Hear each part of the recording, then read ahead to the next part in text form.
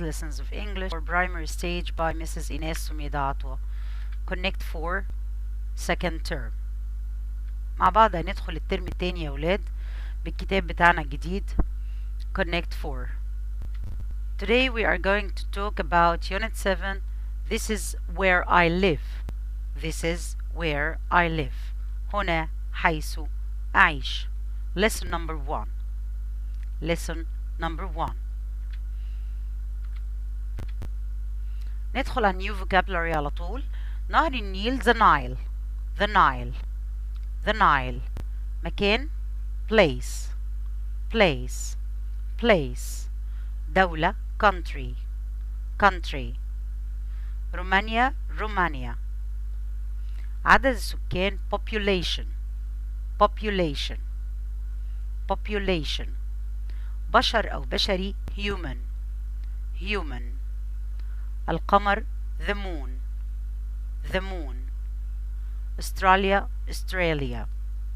Australia. فرع branch. Branch. Branch. مبنى building. Building. Building. مدينة كبيرة city. City. صحراء desert. Desert.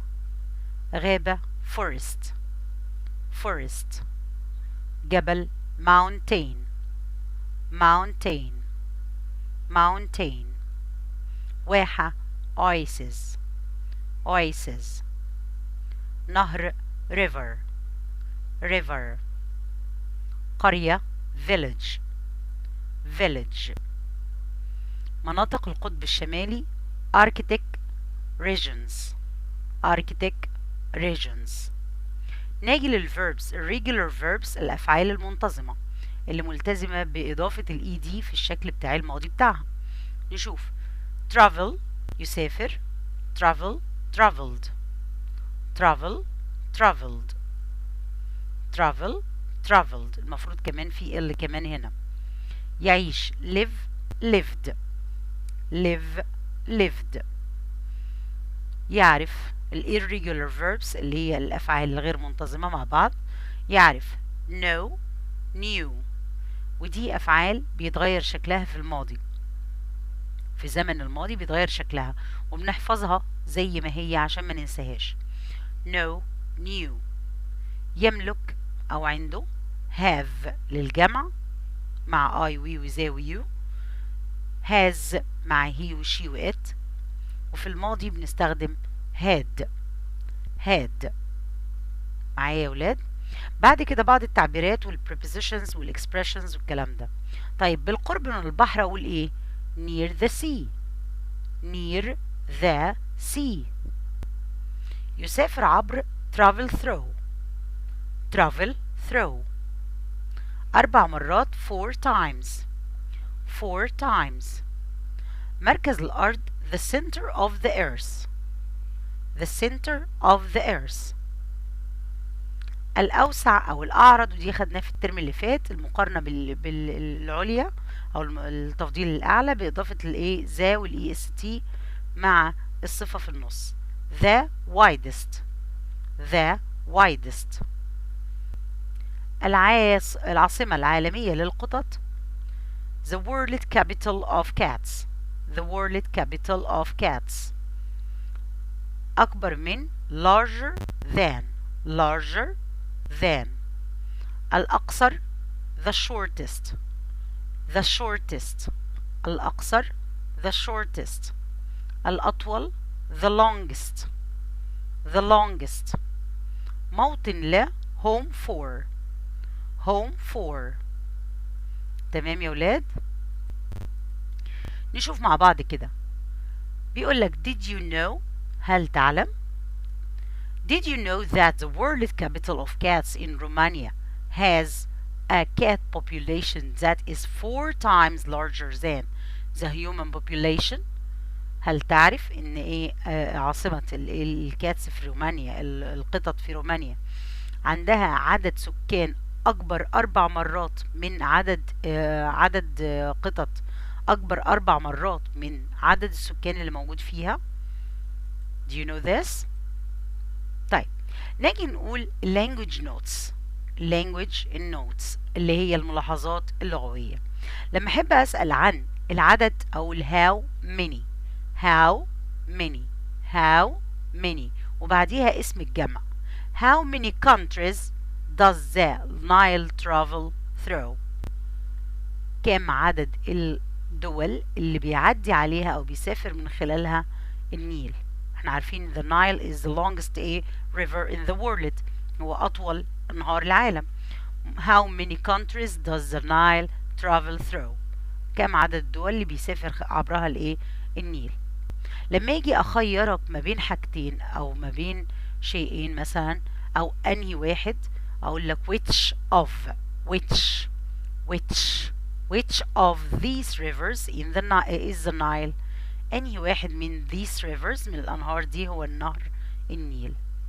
لما أسأل عن السبب أقول why do people live in different environments؟ why do people live in different environments؟ ليه الناس بتعيش في بيئات مختلفة؟ طيب، والصفة التفضيل العليا superlative قلنا ذا والصفة والEST. الكلام ده قلنا اللي خدناه الترم الأولاني. The Nile is the longest river in the world. The Nile is the longest river in the world. نهر النيل هو أطول أنهار العالم. تمام. Let's see these questions. يلا نشوف الأسئلة دي. طيب، why is the Nile important؟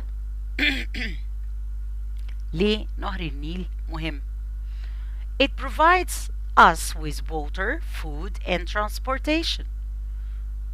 بيمدنا بالمية وبالطعام. ليه؟ لأن المية اللي جاية بنزرع من خلالها وبناخد الطعام بتاعنا، وخلال نهر النيل بيدخل المراكب والحاجات بيتنقل بيها عبر النيل. يبقى هنا عندنا it provides us أو the Nile provides us with water, food and transportation. The Nile soil is rich and good for growing crops.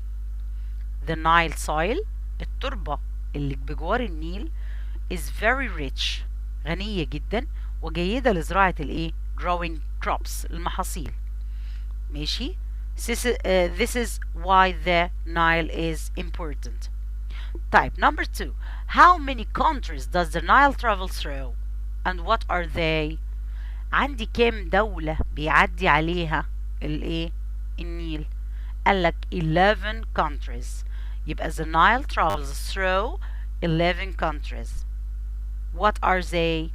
They are Ethiopia, Sudan, South Sudan, Egypt, Rwanda, Tanzania, Uganda, Burundi, and Democratic Republic of Congo, Eritrea and Kenya. كل دول ال11 دولة اللي بتعدي عليها بيعدي عليها نهر النيل. تمام. Now I'll say it again. How many countries does the Nile travel through? 11 countries. What are they? They are Ethiopia, Sudan, South Sudan, Egypt, Rwanda, Tanzania, Uganda, Burundi, the Democratic Republic of Congo, okay, Eritrea and Kenya. تمام يا ولاد؟ okay, let's complete. كمان نتعلم عن النايل شوية معلومات تانية. قالك the Nile is the longest river in the world. The longest river in the world. أطول أنهار العالم. okay, the Nile is about قد إيه بقى kilometers؟ 6,670 kilometers long. okay, that's like traveling to the center of the earth. كأنك بتسافر لنص لمركز الأرض. That's like traveling to the center of the earth. يبقى it's so long. Very long. okay, the Nile has 2 branches in Egypt. عندنا اللي احنا عارفينهم ان النايل بيعمل 2 branches، دمياط ورشيد. تمام. اوكي تمام. بعد كده يبقى the Nile has two branches، عنده فرعين in Egypt. تمام ماشي. ها yes look and read. ها city city. Some of us live in city city. مدينة. building في مبنى. river river نهر. forest forest غابة. desert desert صحراء. village village قرية. oasis oasis واحة. mountain mountain جبل. now another information about the Nile. like the Nile is home for different kinds of fish, birds and turtles. هو موطن للعديد من الاسماك والطيور والسحالف. تمام ماشي. one of the planet's largest reptiles the Nile crocodile يعيش فيه احد اكبر انواع الزواحف على كوكب الارض. ها اللي هو الكروكودايل lives in it. It's between 3 to 5 meters long. يتراوح في الطول ما بين 3 ل 5 أمتار. تمام يا ولاد. طيب let's learn another information. يلا نتعلم حاجة كمان جديدة. قالك people who live in the Arctic regions الأماكن القطبية الشمالية spread out over 8 countries. منتشرين في أكتر من 8 دول. كندا the United States اللي هي ألاسكا، المنطقة اللي في الولايات المتحدة الأمريكية القريبة منها ألاسكا. دنمارك اللي هي الجرينلاند. ايسلاند، روسيا، سويدن، نرويج and فنلند. يبقى أنا هنا الأركتيك region spread out over 8 countries. موجود فيها حواليها أو يعني المنطقة دي أغلبها في الأماكن دي 8 دول. People who live in the desert usually live near the source of water. الناس اللي بتعيش في الصحاري غالبا بتدور على المكان اللي فيه source of water، مصدر مية. This is because or for making their daily life easier، عشان يخلي حياتهم بشكل يعني أكثر سهولة، أبسط. They live on the banks. مثلا ممكن يعيشوا على banks of the rivers، على ضفاف الأنهار that follow through deserts and oases. ماشي. يبقى أنا هنا بستخدم أو الناس اللي هم عايشين في الصحراء who live in deserts searching for a source of water، مكان للمية، بيدوروا على مكان فيه مية. زي in oases and in the rivers, banks of the rivers. Okay. Now this is your homework, my dear students. Try to solve these questions or answer these questions. I hope you enjoy this video, and thanks for following me, and wait for the next lesson. Goodbye.